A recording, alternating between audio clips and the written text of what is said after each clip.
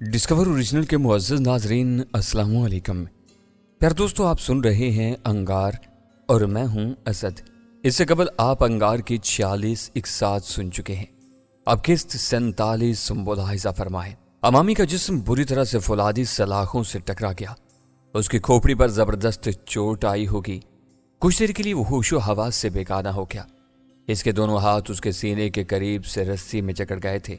سب کچھ میری مرضی کے عین مطابق ہوا۔ امامی کی پشت سلاخوں والے دروازے کے ساتھ لگی ہوئی تھی۔ میرا اپنا سیدھا ہاتھ اس کی گردن کے گرد لپیٹ کر اسے مکمل طور پر بے بس کر دیا تھا۔ عین اسی وقت میری نگاہ امامی کے پستول پر پڑی۔ جس وقت میں نے اسے جھٹکا دیا اسی وقت اس کا پستول اس کے ہاتھ سے نکل کر سیڑھیوں کے پاس جا پڑا تھا۔ یہ چیز میری مرضی کے خلاف تھی، لیکن وقتی طور پر میں نے پستول کو نظر انداز کر دیا۔ امامی نے میرے بازو کی گرفت میں کس مسانے کی کوشش کی۔ میں نے اس کی گردن کے گرد اپنے بازو کا گھیرا مزید تنگ کر دیا۔ امامی کا گلا گھٹنے لگا۔ اس نے منہ پھاڑ کر گہرے گہرے سانس لینے کی کوشش کی۔ میں نے اس کے گرد لپٹی ہوئی رسی کو اپنے پیروں کے نیچے مضبوطی سے دبایا اور بایاں ہاتھ اس کی جیب میں ڈال دیا۔ میرا ہاتھ چابی کے گچھے سے ٹکرایا۔ میں نے فوراً وہ چابیاں اس کی جیب سے باہر نکال لیں۔ میرا دل خوشی سے بلیوں اچھلنے لگا تھا۔ کامیابی ایک بار پھر میرے پاؤں چوم رہی تھی۔ میں نے وہ چابیاں اپنی قمیض کی جیب میں ڈالی اور اپنے پاؤں کے نیچے میں نے نائلون کی رسی کو اپنے دائیں بازو کے پاس سے گزارا اور اس سے امامی کی گردن کے گرد پھندا کس دیا۔ اس کی طرف سے مطمئن ہونے کے بعد میں نے اپنی شرٹ کی جیب سے چابیاں نکال لیں۔ وہ مختلف سائز کی چابیاں تھیں۔ میں نے تالے میں ایک چابی لگائی۔ وہ چابی چھوٹی تھی، دوسری چابی تالے سے کافی بڑی تھی۔ وہ چابی کے سوراخ میں داخل ہو ہی نہیں سکی۔ میں نے مضطرب ہو کر تیسری چابی تالے میں لگانی چاہی، لیکن ناکام رہا۔ یہ چابی بھی کسی بڑے تالے کی ثابت ہوئی۔ مجھ پر شدید مایوسی کا غلبہ ہونے لگا۔ میں نے مرے ہاتھوں سے چوتھی چابی تالے میں لگانے کی کوشش کی، حالانکہ چابی دیکھتے ہی مجھے اندازہ ہو گیا تھا کہ یہ اس تالے کی نسبت چھوٹی ہے۔ اپنی اتنی شدید محنت کو ضائع ہوتے دیکھ کر مجھ پر گھڑوں پانی پڑ گیا تھا۔ اس بدبخت شخص کے پاس اس دروازے کی چابی ہی نہیں تھی۔ وہ بیچارہ تو میرا حال چال پوچھنے آیا تھا۔ اسے کیا معلوم تھا کہ یہ مصیبت یوں سے دبوچ لے گی۔ سلاخوں والے دروازے پر لگے ہوئے تالے کی چابی اکی کے پاس رہی ہوگی۔ امامی بیچارہ خواہ مخواہ میرے چنگل میں آن پھنسا تھا۔ اب وہ سلاخوں کے ساتھ بری طرح جکڑا کھڑا تھا۔ اس کی گردن اس بری طرح سے بھینچی ہوئی تھی کہ اس کا پستول میرے دستر سے باہر تھا۔ بالفرض میں وہ پستول حاصل بھی کر لیتا تو میرے کس کام آتا۔ وہ تالا اس قدر بھاری تھا کہ پستول کی گولیاں تک اس پر بے اثر ہو جاتی۔ امامی گھٹے گھٹے لہجے میں کوئی فریاد کر رہا تھا۔ اس کے الفاظ میری سمجھ میں نہیں آئے، لیکن وہ یقیناً مجھ سے التجا کر رہا ہوگا کہ میں اسے آزاد کر دوں۔ تقریباً آدھے گھنٹے بعد میں نے ایک بار پھر زینے پر کھٹ پٹ کی آوازیں سنی۔ پھر اکی کی حیرت سے لبریز بلند آواز سینے میں گونج اٹھی۔ اوے امامی، یہ کیا ہوا تجھے؟ تجھ کو کس نے اس طرح باندھا ہے؟ امامی نے گھٹی ہوئی آواز میں کچھ کہنا چاہا، لیکن ناکام رہا۔ یہ سب کچھ دیکھ کر اکی یقیناً محتاط ہو گیا ہوگا۔ خطرے کا احساس ہوتے ہی اس کو چپ لگ گئی۔ اسی وقت اس کا پاؤں امامی کے پستول سے ٹکرایا۔ تب اسے اطمینان ہوا کہ میں غیر مسلح ہوں۔ وہ گریدار آواز میں مجھ سے مخاطب ہوا۔ اپنی خیریت چاہتا ہے تو میرے سامنے آ جا۔ مجھے امامی نہ سمجھنا، میں تیرے ٹوٹے کر دوں گا۔ وہ سمجھ رہا تھا کہ میں ابھی تک تہہ خانے کے دروازے کے قریب ہی چھپا ہوا ہوں اور اس پر بھی اپنا داؤ آزمانا چاہتا ہوں۔ میں نے اس کی للکار کا کوئی جواب نہیں دیا، بلکہ چپ چاپ اپنی جگہ پر لیٹا رہا۔ اکی نے ایک بار پھر مجھے للکارا۔ میں نے اس بار بھی کوئی جواب نہیں دیا۔ وہ محتاط انداز میں قدم اٹھاتا ہوا سلاخ دار دروازے کے قریب آ گیا۔ تب اس کی نگاہ مجھ پر پڑی۔ مجھے پرسکون انداز میں لیٹے ہوئے دیکھ کر اس کے اعصاب کا تناؤ کم ہو گیا۔ اس نے بلند آواز میں مجھے مخاطب کیا۔ تو اپنی حرکتوں سے باز نہیں آئے گا؟ تو اپنی ان حرکتوں سے مجھے سختی پر مجبور کر رہا ہے؟ آزادی کے حصول کے لیے جد و جہد کرنا ہر انسان کا فطری حق ہوتا ہے اکی۔ میں اپنی آخری سانس تک جد و جہد کرتا رہوں گا۔ تمہارا جو جی چاہے مجھ سے سلوک کرو، لیکن تم مجھے اپنی ان کوششوں سے باز نہیں رکھ سکتے، میں نے پرسکون لہجے میں کہا۔ میں اس دوران میں ٹاٹ پر ہی دراز رہا۔ تو یہ بات ہے، ٹھیک ہے، تم اپنی سی پوری کوشش کر کے دیکھ لو، دیکھتا ہوں میں تم کیسے آزاد ہوتے ہو۔ اس دروازے کی چابی میرے پاس محفوظ ہے۔ میں نے اکی کے دعوے کا کوئی جواب نہیں دیا۔ میری طرف سے مطمئن ہو کر اکی نے اپنا یعنی میرا کولٹ پستول اپنی جیب میں ڈال لی اور امامی کی بنچے کھولنے کی کوشش کرنے لگا۔ میری لگائی ہوئی گرہیں اتنی آسانی سے بھلا کیسے کھلتی؟ تنگ آ کر اس نے اپنا شکاری چاقو نکالا اور رسیاں کاٹنے لگا۔ کچھ دیر بعد امامی آزاد ہو گیا۔ وہ چند لمحے تک اپنے اوسان درست کرتا رہا۔ जो ही उसकी हालत कुछ संभली उसने मुझ पर गालियों की बौछार कर दी। वो आपस से बाहर हुआ जा रहा था। उसने अक्की से मुतालबा किया कि वो इसका पिस्तौल उसके हवाले कर दे। अक्की उसकी नीयत को पूरी तरह समझ रहा था। उसने उसको ठंडा करने की कोशिश की। जब वो मजीद बिपरने लगा तो अक्की को गुस्सा आ गया। बस ज्यादा 30 मारखान बनने की कोशिश न कर। उसने सलाखों के पीछे बंद होने के बावजूद तुम्हें किसी चूहे की तरह बाल दिया। अब तुम उसे जिंदा में गोली का निशाना बनाकर अपनी बहादुरी का सिक्का जमाना चाहते हो। अक्की के तंजिया लहजे ने अमामी के गुस्से के गुब्बारे की तमाम फूंक निकाल दी। वो यकदम खामोश हो गया। उसने नफरत भरी निगाहों से मुझे देखा लेकिन मुंह से कुछ नहीं बोला। अक्की ने उसे अपने साथ लिया और वापस चला गया। उसने फुलादी दरवाजे को बंद करने की भी ज़हमत गवारा नहीं की थी। मैं शदीद भूख और प्यास का शिकार था। कल दोपहर का खाया हुआ खाना कभी का जुज़ बदन बन चुका था। भूख से बेताब होकर मैं उठ खड़ा हुआ। सीढ़ियाँ चढ़कर मैं सलाखदार दरवाजे के पास जा खड़ा हुआ। मैंने अपने जिस्म की तमाम कुव्वत मुजतमा की और हल्की पूरी कुव्वत से अक्की को पुकारा। पूरा तहखाना और जीना झंझना उठा। मैं कुछ देर तक इंतजार करता रहा। जीना का कोठड़ी में खुलने वाला दरवाज़ा खुला हुआ था। अगर राहदारी में या बावर्ची खाने में कोई मौजूद होता तो मेरी आवाज़ यकीनन उस तक पहुंच जाती। जब कोई रद्द अमल सामने नहीं आया तो मैंने एक बार फिर जोरदार हाँक लगाई। चंद मिनट बाद मैंने तीसरी बार अक्की को पुकारा। इस बार मेरी मेहनत रंग ले आई। मैंने अक्की को जीने पर नमूदार होते देखा। जब वो करीब आया तो मुझे उसके हाथों में कुछ चीज़ नजर आई। दरवाजे की सलाखों के करीब पहुंचकर उसने वो पोटली सी मेरी तरफ बढ़ा दी। क्यों हल्क फाड़ रहे हो भाई? मुझे मालूम है कि तुम्हें भूख लग रही है, लो खाना खाओ। इसके बाद मुझे तुमसे चंद अहम बातें करनी हैं। वो पोटली दरअसल 3 रोटियां थीं। इन रोटियों पर दाल रखी थी। यह तरीका आमतौर पर फकीरों को खाना देने के लिए इस्तेमाल होता है, लेकिन इस वक्त मेरे जहन में इस तरह के हवाले भला कहाँ से आते। मैंने उसके हाथ से रोटियां लीं और फौरन ही इन्हें हल्क से नीचे उतारना शुरू कर दिया। इस दौरान मैं अक्की सलाखों से टेक लगाकर खड़ा रहा।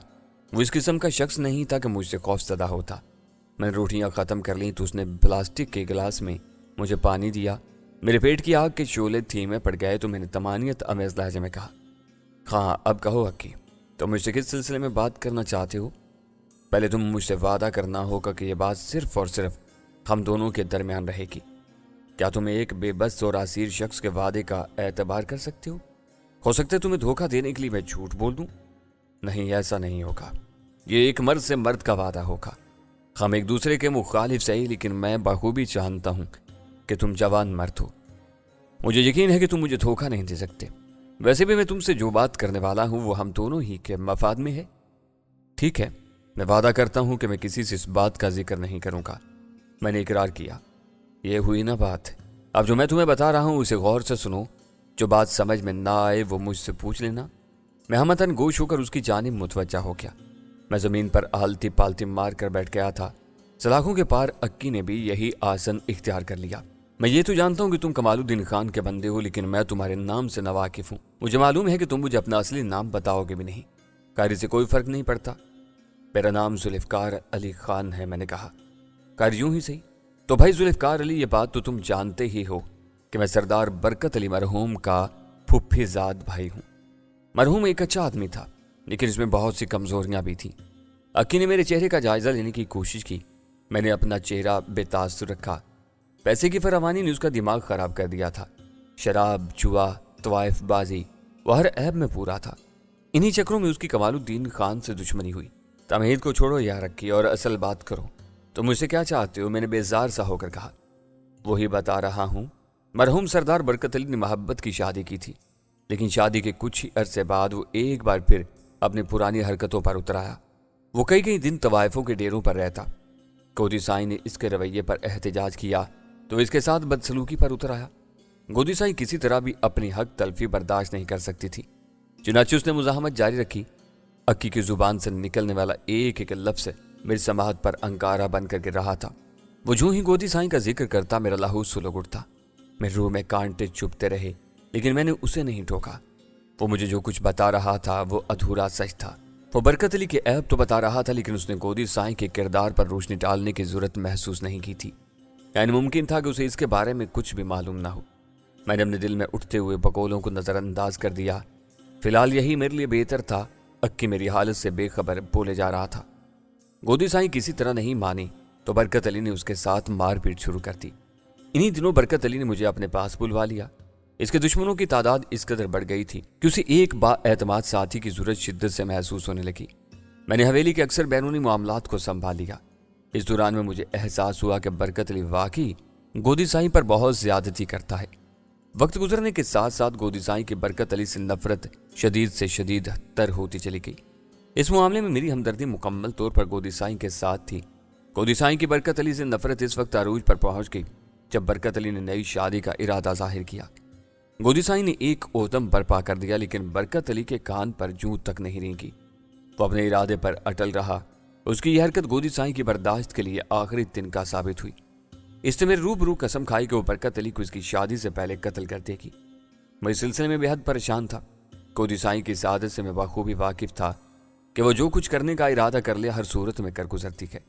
میری سمجھ میں نہیں آیا کہ میں اسے اس ارادے سے کیسے روکوں۔ مجھے برکت علی سے ہمدردی نہیں تھی، مجھے صرف فکر یہ تھی کہ برکت علی کو قتل کرنے کی صورت میں گودی سائیں کا کیا بنے گا۔ اس روز میں اپنے گھر گیا ہوا تھا، واپس لوٹا تو معلوم ہوا کہ تم نے برکت علی کو ہلاک کر دیا اور خود بھی پکڑے گئے۔ سچی بات تو یہ ہے کہ جب یہ خبر میرے علم میں آئی تو مجھے افسوس کے بجائے اندرونی خوشی محسوس ہوئی کہ گودی سائیں کے ہاتھ لہو میں نہیں ڈوبے اور اس کی مشکل بھی حل ہو گئی۔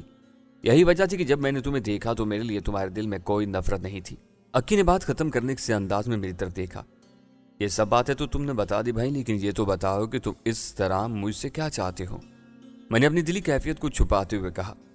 اتنا تو میں سمجھ ہی چکا تھا کہ وہ اپنی گودی سائیں کو شرافت کی پتلی بنا کر پیش کر رہا ہے، لیکن میں نے اسے ٹوکنا مناسب نہیں سمجھا۔ پہلے وہ اپنا مدعا تو میرے گوش گزار کرتا، اس کے بعد ہی میں صورتحال کا صحیح تجزیہ کر پاتا۔ وہ معاملے کو جو رخ دے رہا تھا وہ سراسر میرے حق میں تھا۔ گودی سائیں ابھی تک عدت میں ہے، ورنہ وہ خود تم سے بات کرتی۔ پچھلی بار تم جب ہماری قید میں تھے تو میں نے اندازہ لگایا کہ اس کے دل میں تمہارے لیے نرم گوشہ موجود ہے۔ حویلی کے تمام کارندوں کا اصرار تھا کہ تمہیں اذیتناک موت دی جائے، لیکن وہ مسلسل تمہارے متعلق فیصلے کو ٹالتی رہی۔ جب تم یہاں سے فرار ہو گئے تو اس نے ذرا بھی غم و غصے کا اظہار نہیں کیا۔ تمہارے فرار ہونے کے بعد جبکہ برکت علی کو مرے ہوئے ابھی چند ہی دن گزرے تھے کہ برکت علی کا چھوٹا بیٹا رفاقت علی حویلی میں پہنچ گیا۔ وہ ملتان میں رہتا ہے۔ اس نے حویلی پر قابض ہونے کی کوشش کی، تب اسے معلوم ہوا کہ برکت علی نے اپنی تمام جائیداد گودی سائیں کے نام کر رکھی ہے۔ وہ پیچ و تاب کھا کر رہ گیا۔ مجھے اس کے ارادے خطرناک نظر آ رہے تھے۔ وہ پڑھا لکھا آدمی ہے، اسے معلوم ہے کہ اگر گودی سائیں ختم ہو جائے تو تمام جائیدادیں اس کے قبضے میں آ جائیں گی۔ میں نے اپنے اس اندیشے کا گودی سائیں سے تذکرہ کیا تو وہ شدید خوف زدہ ہو گئی۔ رفاقت علی واپس ملتان چلا گیا، لیکن گودی سائیں کا خوف دور نہیں ہوا۔ کچھ ہی دنوں بعد گودی سائیں کا خوف درست ثابت ہوا۔ اس پر یک بعد دیگرے 2 قاتلانہ حملے کیے گئے۔ ایک بار اس کو کھانے میں زہر دے کر ہلاک کرنے کی کوشش کی گئی اور دوسری بار اس کے بستر پر سانپ چھوڑ دیا گیا۔ اس کی خوش قسمتی یہ رہی کہ دونوں ہی بار وہ بال بچ گئی۔ اس کے بعد اس کے دن رات خوف و ہراس میں گزرنے لگے۔ اسے یقین ہو گیا کہ رفاقت علی اسے کسی قیمت پر زندہ نہیں چھوڑے گا۔ اکی کی داستان طویل تر ہوتی چلی جا رہی تھی۔ میں نے بیزار ہو کر کہا، اس قصے کو چھوڑو بھائی، تم مجھ سے کیا چاہتے ہو مجھے صاف صاف بتا دو۔ تم صاف صاف بات سننا چاہتے ہو تو سنو۔ ہم لوگ چاہتے ہیں کہ تم رفاقت علی کو ختم کر دو۔ اکی نے واضح الفاظ میں اپنا مدعا بیان کر دیا۔ مجھے اپنا سر چکراتا ہوا محسوس ہوا۔ مگر کیوں؟ مجھے کیوں قتل کرنے لگا؟ میری اس سے کیا دشمنی ہے؟ میں نے پریشان ہو کر کہا۔ بات دوستی یا دشمنی کی نہیں میرے بھائی، بات صرف اتنی ہے کہ ایسا کرنا تمہاری مجبوری ہے۔ اکی نے دھیمے لہجے میں کہا۔ کیا مطلب؟ مطلب یہ ہے میرے دوست کہ اگر تم اپنی اور اپنے فقیر بابا کی زندگی بچانا چاہتے ہو تو تمہیں ہماری بات ماننا ہی پڑے گی۔ اگر تم رفاقت علی کو ختم کر دو تو میرا وعدہ ہے کہ ہم فقیر بابا کو بحفاظت آزاد کر دیں گے۔ اس کے بعد تم دونوں جہاں جی چاہے چلے جانا، ہم تم سے کوئی تعرض نہیں کریں گے۔ نہیں، میں یہ نہیں کر سکتا، میں نے ٹھوس لہجے میں کہا۔ جذباتی مت بنو جوان، اس بات پر ٹھنڈے دل سے غور کر لو، یہ خیال اپنے دل سے نکال دو کہ اب تم یہاں سے فرار بھی ہو سکتے ہو۔ میں آج شام کو پھر تم سے بات کروں گا، اس وقت تک تم کوئی فیصلہ کر لو۔ اکی اپنی جگہ سے اٹھ کھڑا ہوا، اس کے لہجے میں سرد میری چھلکنے لگی۔ وہ زینے کی سیڑھیاں چڑھ کر میری نظروں سے اوجھل ہو گیا۔ وہ خود تو چلا گیا لیکن میرے گرد سوالات کا ہجوم چھوڑ گیا۔ میں ایک بار پھر اپنے ٹاٹ پر جا کر لیٹ گیا تھا۔ میں ایسا اپنے خیالات میں گم ہوا کہ مجھے اپنے آس پاس کا ہوش تک نہیں رہا۔ اس بات میں کوئی شک نہیں تھا کہ میری اور فقیر بابا کی زندگی ان لوگوں کے رحم و کرم پر تھی۔ مجھے اپنی زندگی کی پرواہ نہ بھی ہوتی تو میں فقیر بابا کی سلامتی کو کیسے داؤ پر لگا دیتا۔ اس کی زندگی بچانے کی یہی صورت تھی کہ میں اکی کی بات مان لوں، پر میرے ذہن میں خیال آیا کہ اگر میں ایسا کر بھی گزروں تو کیا یہ لوگ واقعی فقیر بابا کو چھوڑ دیں گے؟ پھر میں نے اس خیال کو ذہن سے جھٹک دیا۔ ایک بار مجھے اس قید سے نکلنے کا موقع مل جاتا تو میں سب کچھ صحیح کر لیتا۔ میری زندگی کی سب سے بڑی خواہش یعنی قودی سائیں کی نابودی اس وقت ممکن ہوتی جب میں یہاں سے نکل پاتا۔ میں اتنے بہت سے لوگوں کے خون سے ہاتھ رنگ چکا ہوں، مجبوراً ہی صحیح، خون تو بہرحال خون ہوتا ہے۔ ان لوگوں کی فہرست میں اگر ایک اور نام درج ہوتا تو کیا فرق پڑتا؟ فقیر بابا کی زندگی بچانے کے لیے ایک اور قتل اپنے نامہ اعمال میں درج کرانا ہی پڑے گا۔ اس کی شفقت، اس کی محبت، اس کی سرپرستی کا اتنا تو مجھ پر حق بہرحال ہے ہی۔ ویسے بھی کون سا میں پارسائی کی خلت پہنے ہوئے ہوں؟ جو میں سوچتا گیا میرا ارادہ تشکیل پاتا چلا گیا۔ میں نے سوچ لیا کہ میں ان لوگوں کی مرضی کے مطابق عمل کروں گا۔ ویسے بھی رفاقت علی کون سا معصوم فرشتہ ہوگا؟ اسے قتل کرنا انسانیت پر ایک احسان ہی ہوگا۔ یہ فیصلہ کرنے کے بعد میں نے اپنے ذہن کو اس معاملے سے ہٹانے کی کوشش کی، لیکن ناکام رہا۔ میرا ضمیر مجھے بار بار کچوکے دینے لگا۔ میں تمام دن ادھیڑ بن میں لگا رہا، لیکن لے دے کر بات پھر وہیں آ گئی۔ اگر میں ان لوگوں کی بات نہیں مانوں تو کیا کروں؟ کیا فقیر بابا کو ان کے ہاتھوں موت کے گھاٹ اتر جانے دوں؟ شام کو اکی میرے پاس آیا تو میں مصمم ارادہ کر چکا تھا کہ میں اس کی بات مان لوں گا۔ میں تمہاری بات ماننے کو تیار ہوں، میں نے پرسکون لہجے میں کہا، لیکن شرط یہ ہے کہ پہلے تمہیں فقیر بابا کو مجھ سے ملانا ہوگا۔ مجھے تمہاری شرط منظور ہے تو میں جلد ہی اس سے ملا دیا جائے گا۔ اگر بات پکی ہو گئی ہے تو پھر مجھے اس تہہ خانے سے نکالو۔ ظاہر ہے میں یہاں قید میں رہ کر تو اس بندے کو قتل نہیں کر سکتا، میں نے پرسکون لہجے میں کہا۔ بس آج رات اور یہاں گزارا کر لوں، کل صبح تمہیں یہاں سے نکال لیا جائے گا۔ انشاءاللہ کل شام کو تمہیں تمہارے ساتھی سے بھی ملا دیا جائے گا۔ اس کے بعد تم اپنی مہم پر روانہ ہو جانا، جیسے تمہاری مرضی، میں نے ٹھنڈی سانس بھرتے ہوئے کہا۔ کچھ دیر بعد اکی کھانا لے آیا۔ اس بار کھانے کا معیار پہلے سے کافی بہتر تھا۔ کھانا کھانے کے بعد میں ٹاٹ پر لیٹ گیا۔ رات کو ان لوگوں نے تہہ خانے کی لائٹ بند نہیں کی تھی، وہ بلب سلاخ دار دروازے کے عین اوپر روشن تھا۔ میں نے سونے کی کوشش کی لیکن ناکام رہا۔ میرا ذہن ابھی تک میرے فیصلے کو قبول نہیں کر پایا تھا۔ میرا ضمیر بار بار مجھے ملامت کرنے لگتا۔ میں کروٹیں بدل بدل کر تھک گیا۔ صبح سویرے اکی ایک بار پھر میرے پاس آن دم کا، اب تو مجھے اس پنجرے سے نکال دو۔ جب میں نے تم لوگوں کی بات مان لی ہے تو پھر اب مجھے یہاں قید رکھنے کا کیا جواز ہے؟ کچھ دیر صبر کر لو میری جان، ہم چاہتے ہیں تم یہاں سے نکلنے کے فوراً بعد اپنی مہم پر روانہ ہو جاؤ۔ ہم لوگ تمہاری روانگی کی تیاریاں مکمل کر رہے ہیں۔ اکی نے خوش دلی سے مجھے سمجھانے کی کوشش کی۔ میری ایک بات اور غور سے سن لو اکی، جب تک تم لوگ مجھے فقیر بابا سے نہیں ملواؤ گے میں کہیں نہیں جاؤں گا، میں نے مستحکم لہجے میں کہا۔ ہمیں معلوم ہے ہم لوگ اس کے بھی انتظامات کر رہے ہیں، لیکن میں ایک بار پھر تم سے درخواست کرتا ہوں کہ کوئی کارنامہ دکھانے کی کوشش مت کرنا، ورنہ اس کا نتیجہ تمہارے اور تمہارے فقیر بابا دونوں کے حق میں اچھا نہیں نکلے گا۔ میں نے کہہ دیا نا کہ تم لوگ میری طرف سے بے فکر رہو، البتہ مجھے جتنی جلدی یہاں سے نکال لو اتنا ہی اچھا ہے، ایسا نہ ہو کہ میری کھوپڑی گھوم جائے۔ کچھ دیر بعد اکی میرے لیے ناشتہ لے آیا۔ اس کے بعد وہ واپس گیا تو دوپہر کے قریب واپس لوٹا۔ میں اس دوران میں سخت بور ہو گیا تھا۔ مجھے دیکھتے ہی اس کا رویہ معذرت خواہ ہو گیا۔ ناراض نہ ہونا ذوالفقار علی، میں ایک ضروری کام سے شہر گیا ہوا تھا۔ بہرحال اب تم تہہ خانے سے نکلنے کے لیے تیار ہو جاؤ۔ اس نے اپنی جیب سے چابی نکال کر تالے میں گھما دی۔ اس نے دروازہ کھولا تو میں باہر نکل آیا۔ آزاد فضا میں پہلا سانس لیتے ہی میری روح تک سرشار ہو گئی۔ میری تقدیر بھی مجھ سے عجیب طرح کی آنکھ میں چولی میں مشغول رہتی کہ ابھی میں ایک زندان سے چھوٹ بھی نہیں پاتا کہ دوسرا قفس میرا منتظر ہوتا ہے۔ یہ اسیری اور رہائی کا کھیل میری زہست کا معمول بن گیا ہے۔ تہہ خانے کی سیڑھیاں چڑھتے ہوئے میں اکی کے پیچھے پیچھے رہا، لیکن میں نے کوئی ایسی ویسی حرکت نہیں کی۔ ماحول کے تناؤ کو کم کرنے کی کوشش کرتے ہوئے میں نے شاکی لہجے میں کہا، یار اکی تمہارے جانے کے بعد کسی نے مجھے دوپہر کا کھانا بھی نہیں دیا۔ میں نے ان لوگوں کو سختی سے منع کیا ہوا ہے کہ میرے علاوہ کوئی تمہارے پاس نہیں آئے گا۔ تم خود بھی کسی سے فالتو بات کرنے کی کوشش مت کرنا۔ ہم نے حویلی کے کسی کارندے کو بھنک بھی نہیں پڑنے دی کہ تم حویلی سے جا رہے ہو۔ اگر انہیں یہ بات معلوم ہو جائے تو وہ خام خواہ شک کریں گے کہ ہم نے سردار برکت علی کے قاتل کو کیوں رہا کر دیا ہے۔ ٹھیک ہے، میں تمہاری مجبوری کو سمجھ رہا ہوں، میں تمہیں شکایت کا موقع نہیں دوں گا، میں نے دھیمے لہجے میں جواب دیا۔